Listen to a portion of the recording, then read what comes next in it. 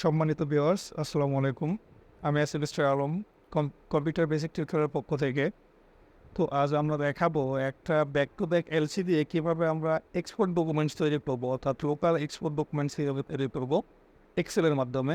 এই প্রক্রিয়াটা আজকে আমরা দেখাবো। তো তো এই প্রক্রিয়াটা দেখার আগে আমাদের আগে জানতে হবে যে একটা ডকুমেন্টসে কী কী থাকে। একটা ডকুমেন্টসে প্রথমেই থাকবে হচ্ছে ফরওয়ার্ডিং, এরপর থাকবে হচ্ছে বিল অফ এক্সচেঞ্জের ফার্স্ট এবং সেকেন্ড, এরপর থাকবে ডেলিভারি চালান, এরপর কমার্শিয়াল ইনভয়েস, প্যাকিং লিস্ট,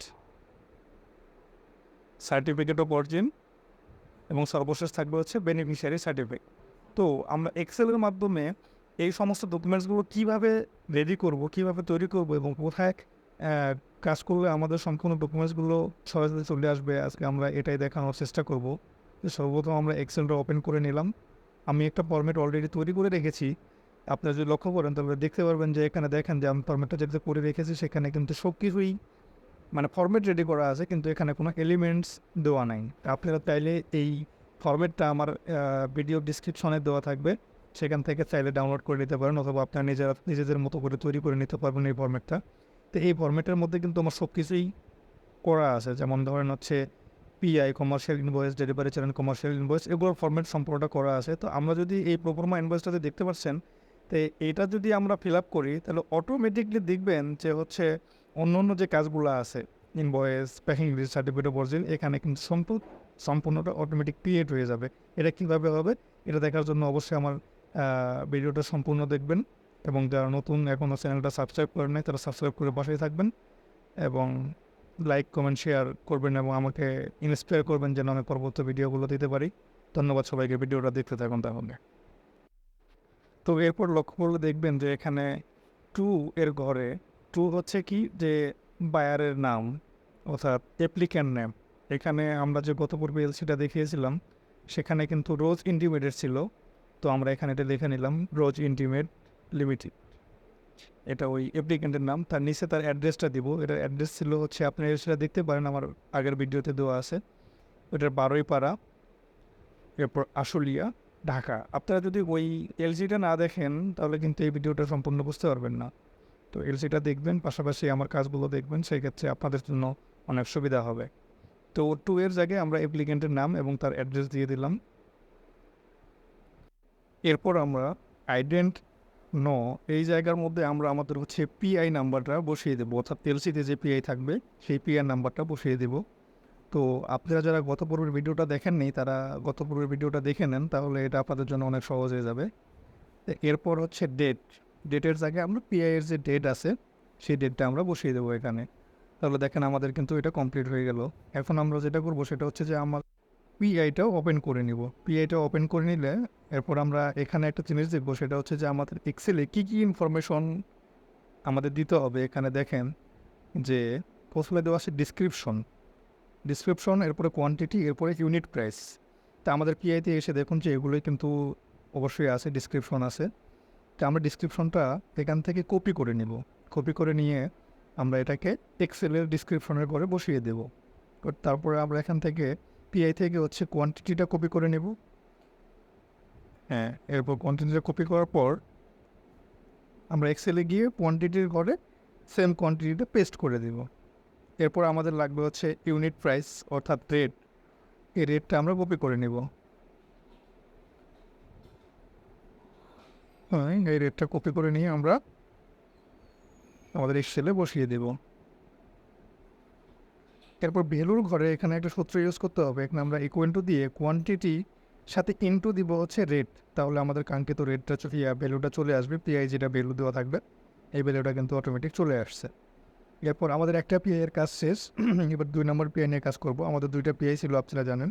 এটা ডিসক্রিপশনটা কপি করে নেব। নেওয়ার পর এটা আমরা এক্সেলের ডিসক্রিপশনের জায়গায় বসিয়ে দিব। এরপর সেম প্রক্রিয়ায় আমরা কোয়ান্টিটিটা নেব, কোয়ান্টিটির জায়গায় বসিয়ে দেব।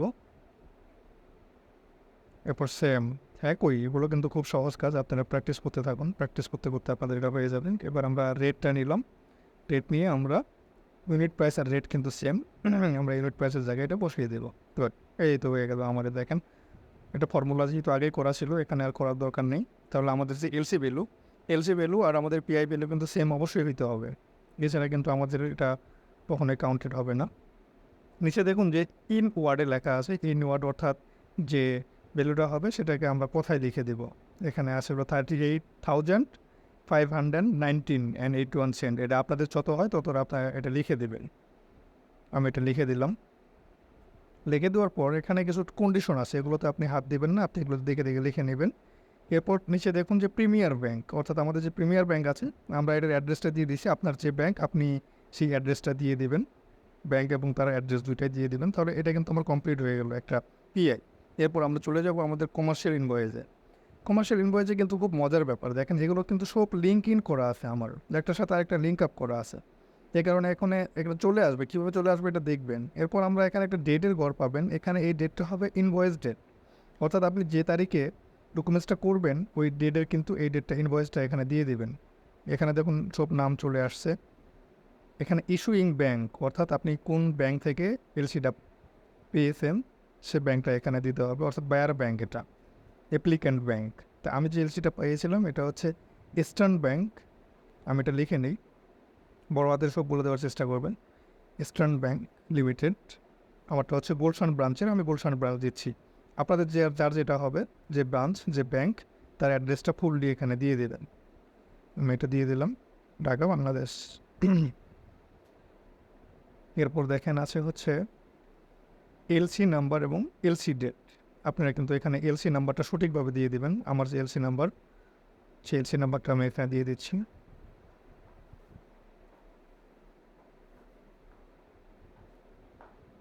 এলসির পরে দিবেন হচ্ছে কমা দিয়ে ডিটি লিখে এলসি ডেটটা দিয়ে দেবেন, 3 আগস্ট 2023 আমার এলসিটা ছিল।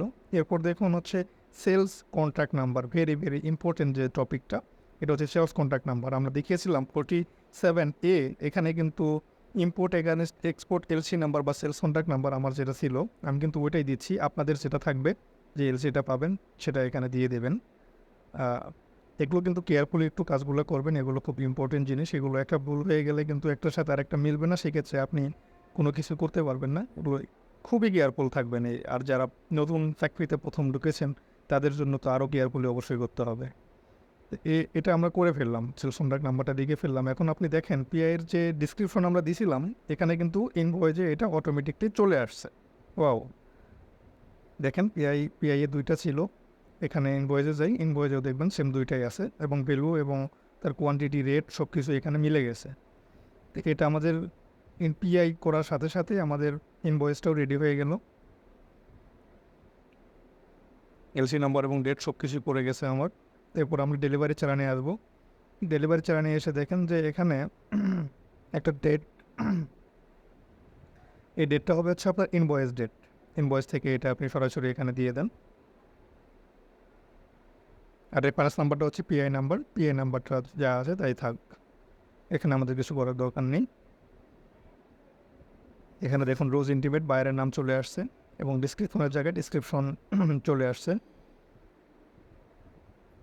এখানে কোনো ভ্যালু লাগবে না, এখানে শুধু কোয়ান্টিটি কত এটা আপনার লাগবে, এটা চলে আসছে। এরপরে এলসি এবং সেলস কন্ট্রাক্ট নাম্বার দুটোই চলে আসছে। এখানে ব্যাংকের নামটা আসেনি, এটা হচ্ছে আমাকে একটু কারেকশন করে দিতে হবে। এই ব্যাংকটা যদি আমরা কেটে প্রথম ঘরে নিয়ে যাই তাহলে আমার ওখানে অটোমেটিকলি চলে আসবে, কারণ প্রথম ঘরের সাথে এটা লিঙ্ক ইন করা আছে, এই কারণে এটা চলে আসবে। এখানে দেখুন এই সুন্দর চলে আসছে এখানে। তাহলে আমার ইনভয়েস হয়ে গেল। এরপর আমার ডেলিভারি চালান এটাও কিন্তু কমপ্লিট হয়ে গেল, আলটিমেটলি কমপ্লিট হয়ে গেছে।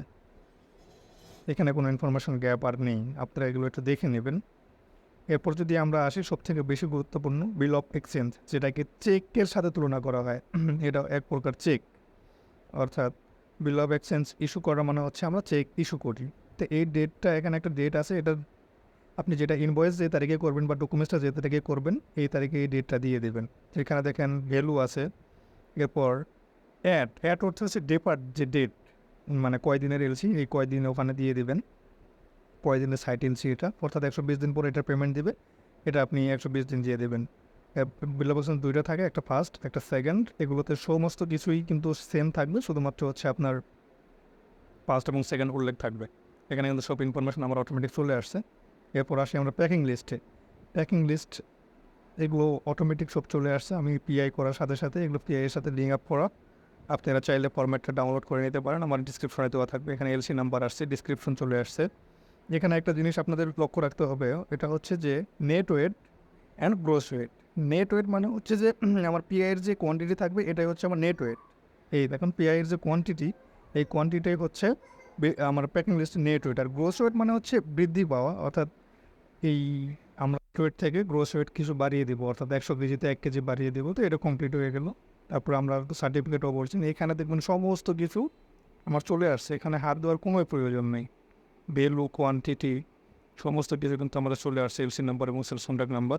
এরপর আসবো বেনিফিশিয়ারি সার্টিফিকেট, এখানেও আমার সব চলে আসছে। এরপর আসে হচ্ছে একটা ফরওয়ার্ডিং, অর্থাৎ ব্যাংকের যে আমরা ফরওয়ার্ডিং করব সেই ফরওয়ার্ডিং লেটার, এটাও চলে আসছে। এখানেও আমাদের সম্পূর্ণ ইনফরমেশন চলে আসছে। তো এটা আমাদের কমপ্লিট। তাহলে এখানে আমাদের কোনো কাজ করার দরকার নেই। আমরা যখন প্রিন্ট দিব তখন কিন্তু আমরা এটা 2টা প্রিন্ট দিয়ে নিব। আপনার যে কোম্পানির প্যাড থাকবে, সে প্যাডে আপনি এই ডকুমেন্টসটা প্রিন্ট দিয়ে নেবেন। এরপর আমরা হচ্ছে বিল অফ এক্সচেঞ্জ প্রিন্ট দেবো। বিল অফ এক্সচেঞ্জ প্রিন্ট দিয়ে এটার একটা করে দেবেন, অথবা যদি আপনার দুইটাই একটাতে আসে একটাতে প্রিন্ট দিতে পারেন। আমি একটা করে দিই সবসময়, ফার্স্ট একটা, সেকেন্ড একটা। এটা আপনারা প্রিন্ট দিয়ে নেবেন। তারপরে আপনি এই যে নিচে যে ঘরটুকু আছে ফাঁকা থাকবে, এই জায়গার মধ্যে আপনার অথরাইজ ব্যক্তি এখানে সাইন করবে। সাইন করার পরে এটা আপনি পার্টির কাছে দিয়ে দিবেন। দুটাতেই সাইন লাগবে, ফার্স্টেও সাইন লাগবে আপনার, এবং সেকেন্ড সেটাতেও কিন্তু সাইন করবে। এরপর আমরা যাবো হচ্ছে ডেলিভারি চালান। ডেলিভারি চালানেও এখানে আপনার অথরাইজ ব্যক্তি সাইন করবে, এবং পরবর্তী যে ফাঁকা জায়গা বা ডানে যে জায়গা ওখানে আপনার বায়ারে সাইন করবে। এটাও প্রিন্ট দিয়ে নেবেন 1 কপি। এরপর কমার্শিয়াল ইনভয়েস। মনে রাখবেন যে বিল অফ এক্সচেঞ্জ আর ডেলিভারি চালান এই দুটাতে কিন্তু আপনার অ্যাপ্লিকেন্টের সাইন লাগবে। এছাড়া বাকিগুলোতে আর অ্যাপ্লিকেন্টের সাইন লাগবে না, কিন্তু আপনার অথরাইজ ব্যক্তি ওনার সাইন লাগবে। ওনার সাইনগুলো দিয়ে এগুলো সব দিয়ে দিবেন পার্টির কাছে। তাহলে কিন্তু আমাদের এই ব্যাক টু ব্যাক এলসি থেকে আমাদের কিন্তু একটা পূর্ণাঙ্গ ডকুমেন্টস রেডি হয়ে গেল। এখানে আর কোনো কিছুর প্রয়োজন নেই। এটা প্রিন্ট করে আমরা দিয়ে দিব, পার্টির কাছে দিয়ে দিব। এরপর এটা সাইন হয়ে আসার পরে আমরা কী প্রক্রিয়াতে এটা ব্যাংকে পাঠাবো, এটা আমরা পরবর্তী ভিডিওতে দেখাবো ইনশাআল্লাহ। ভিডিওটা কেমন লেগেছে এটা অবশ্যই আমাকে কমেন্ট করে জানাবেন, এবং এটা যদি আপনাদের সামান্যতম উপকারেও লেগে থাকে বা কাজে আসে, তাহলে অবশ্যই একটা লাইক দিয়ে পাশে থাকবেন, কমেন্ট করে আমাকে জানাবেন। এবং দেখার জন্য ধন্যবাদ সবাইকে।